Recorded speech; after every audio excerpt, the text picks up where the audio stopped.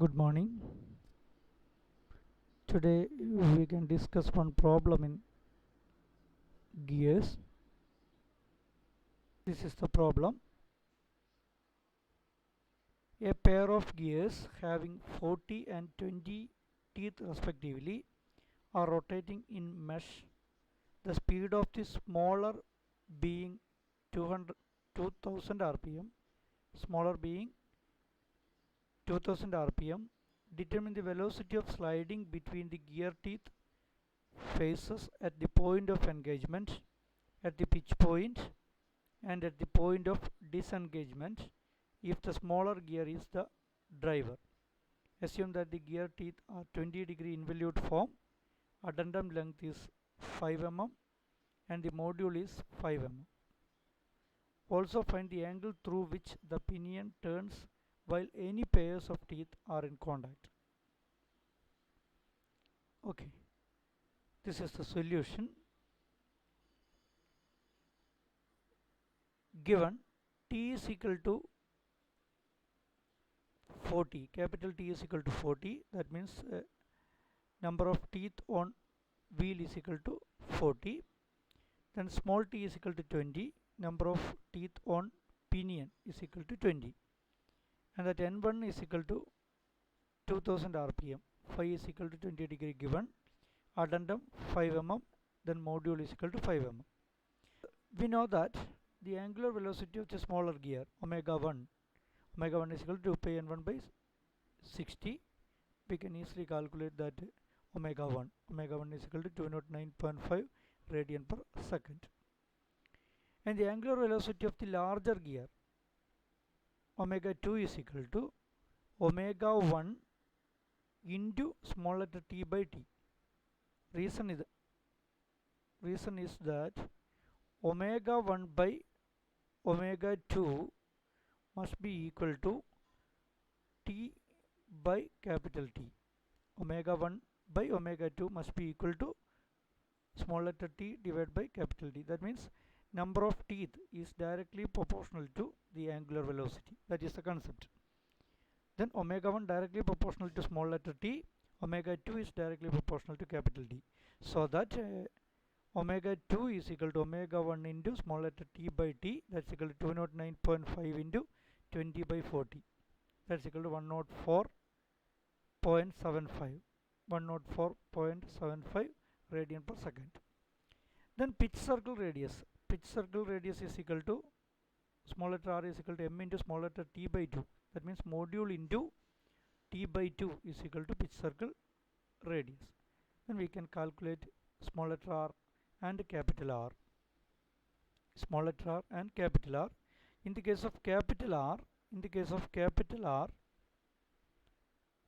R is equal to module into capital T by 2,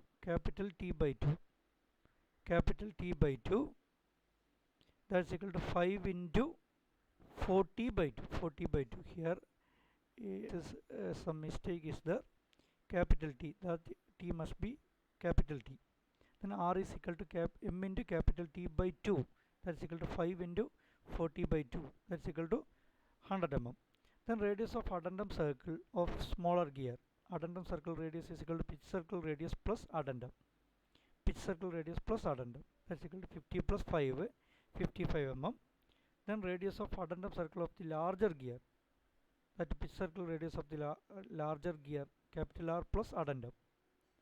Then Ra is equal to 100 plus 5, that is equal to 105 mm. Okay, that is the initial calculation.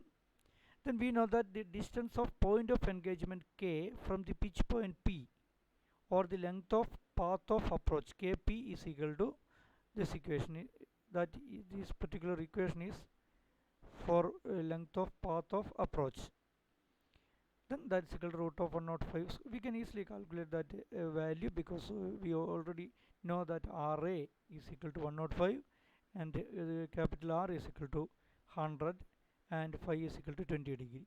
Then we can calculate Kp, length of path of approach, is equal to 12.65 mm, and the length of path of recess is PL, and that PL is equal to small letter r a square minus r square cos square phi minus r sin phi, then r a square minus r square cos square must be in root. That means PL is equal to root of r a square minus r square cos square phi minus r sin phi. R sin phi must be out of that root side. Then velocity of sliding at the point of engagement. Here we know that the velocity of sliding is equal to velocity of sliding means relative velocity, relative angular velocity of the mating teeth. Relative angular velocity of the mating teeth into that distance. We know that the velocity of sliding at the point of engagement k is equal to Vsk is equal to omega 1 plus omega 2 into Kp, where omega 1 is equal to angular velocity of the first gear and omega 2 is the angular velocity of the second gear, and Kp is the distance of that engagement, point of engagement from the pitch point. Actually, the velocity of sliding is directly proportional to the distance from the pitch point,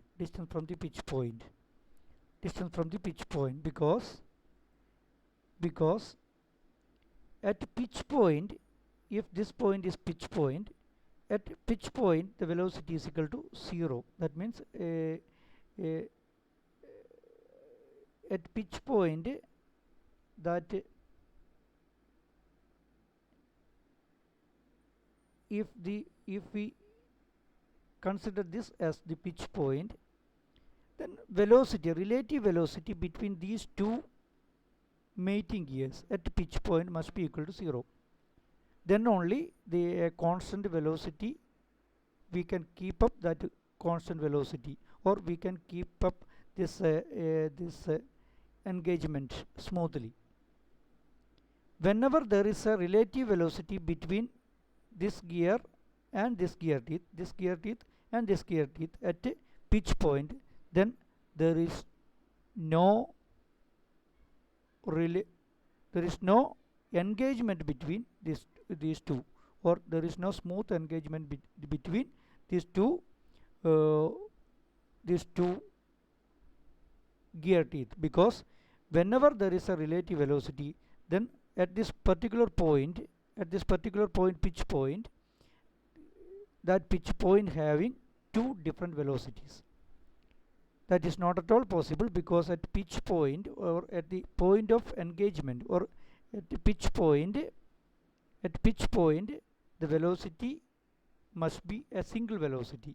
When we consider the pitch point in this particular first gear, and when we consider the same point as in second gear, in both cases the velocity must be same.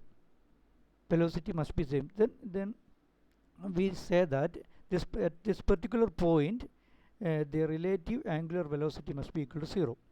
Then that point is this point, pitch point, and at the point of engagement means that k, and this is this distance is length of path of approach, and then PL is the length of path of recess.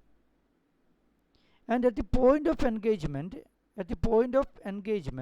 k, that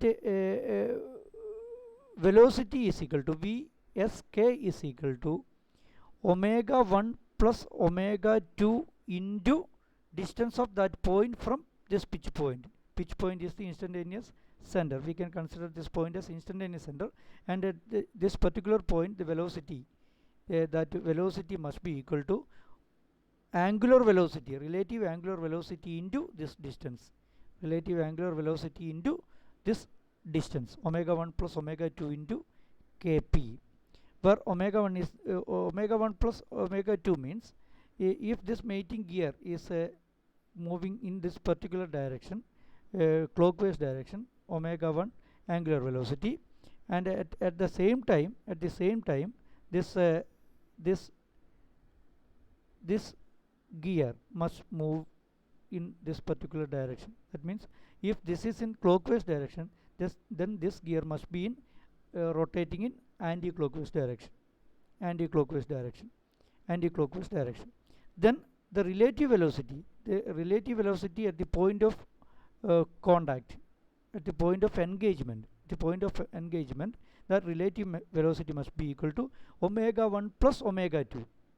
If both are moving in the same direction, then this relative velocity is equal to omega 1 minus omega 2, or omega 2 minus omega 1, whichever is greater. Then if these two mating gears are moving in the same direction, then that velocity, this particular velocity of sliding is equal to relative angular velocity into this particular distance.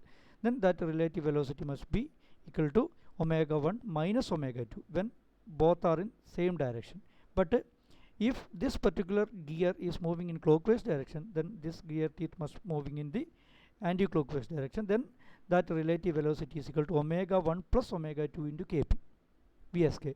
And at the point of disengagement, the velocity at the point of disengagement, velocity of sliding at a point of disengagement L, that's equal to omega 1 plus omega 2 into PL, omega 1 plus omega 2 into PL, where PL is the distance of that point of disengagement from the pitch point or instantaneous center. We know that the engagement starts at this particular point K, and the engagement disable or disengagement, that two mating gears having no touching or no connection at all after this particular point L, and that point is point of disengagement. And at a point of disengagement, the velocity of sliding is equal to omega 1 plus omega 2 into PL. Okay, that is the concept. Okay, then next, velocity of sliding at the point point of disengagement, that VSL is equal to omega 1 plus omega 2 into PL. We already discussed this part. And velocity of sliding at the pitch point is equal to, since the velocity of sliding is proportional to the distance of the contact point from the pitch point, therefore the velocity of sliding at the pitch point is equal to 0. Velocity of sliding at the pitch point must be equal to 0. And finally, the angle through which the pinion turns. We know that the length of path of contact is equal to KL is equal to KP plus PL. We already discussed this equation, and we already found out these values. Then KL is equal to 24.15. And the length of arc of contact is equal to length of path of contact divided by cos phi.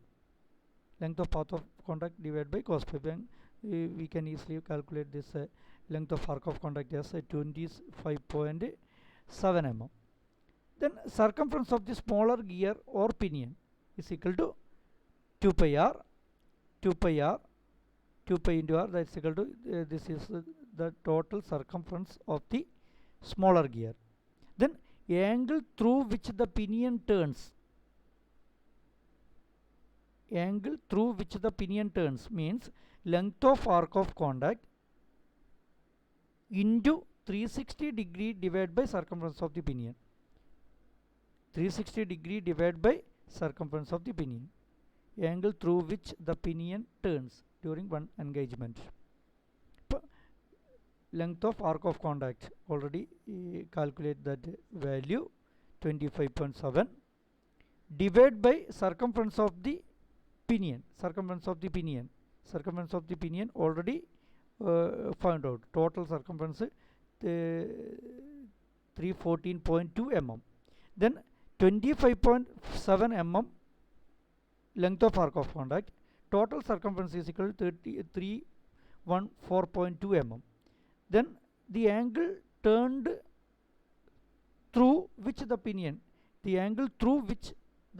turns is equal to 25.7 divided by 314.2 mm, that fraction, into 360 degree, because during the complete rotation, or during when the gear turns through a circumference of the pinion, that means a distance which is equal to circumference of the pinion, then that degree must be equal to 360 degree.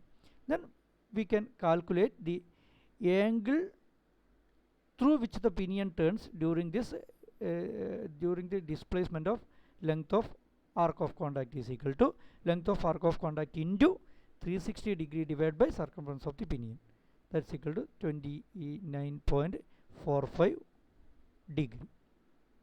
Okay, thank you.